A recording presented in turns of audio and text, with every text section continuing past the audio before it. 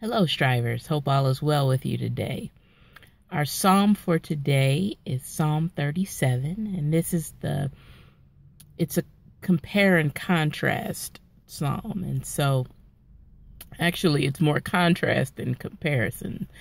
And it's the life of the righteous one versus the life of the wicked.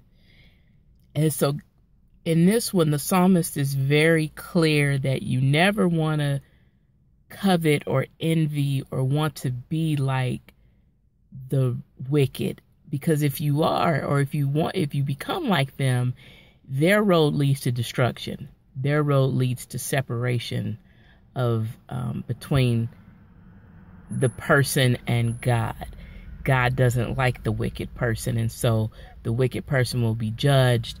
The wicked person will be cast out. On the other hand, the righteous one will have good things happen.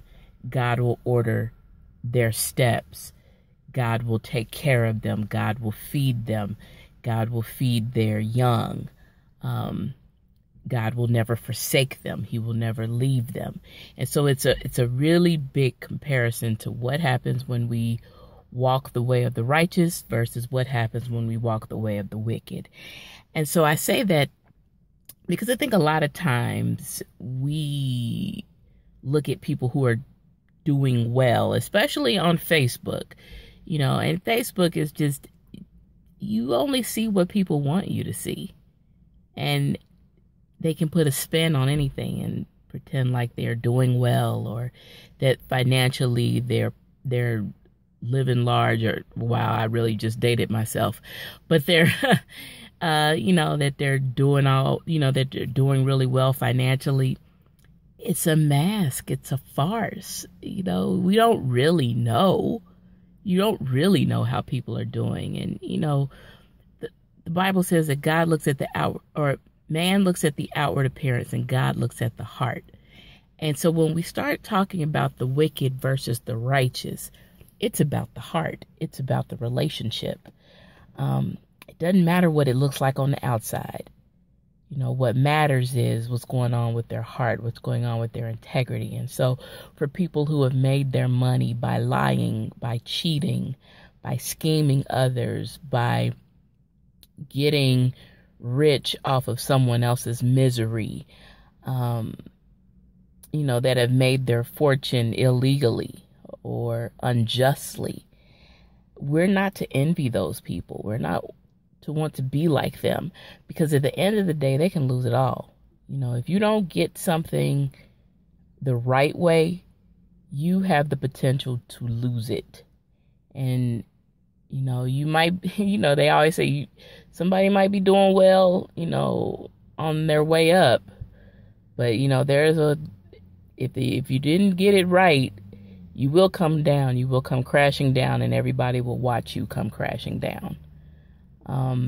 So this is not a time to envy people or begrudge people that do well, because we really don't know people's struggles. We don't know why, someone is afforded certain luxuries or certain things. Some people work really, really hard for their things. So if you at home sitting on the couch hating on somebody else who goes to work every day and works and is able to provide for themselves, you can't hate on them if you're not doing the things that they did, or the people that are, well, I'm about to go off on a really big tangent here, so I'm sorry. Let me pull back. End of the day, long story short, don't hate on people, because you don't know how they got it, and you don't know if God truly blessed them. When it looks like God blessed them, we don't know for sure if God blessed them, because we don't know the content of their heart. Only God does. Only what you do for Christ will last. And if you work for Him, and if you live for Him, He's not going to leave you hanging. I was young and now I'm old, and I've never seen the righteous forsaken, nor his seed begging bread. He's not going to forsake us. He's not going to leave us hanging. as long as we are in right relationship with him. Love you much, drivers. You keep striving.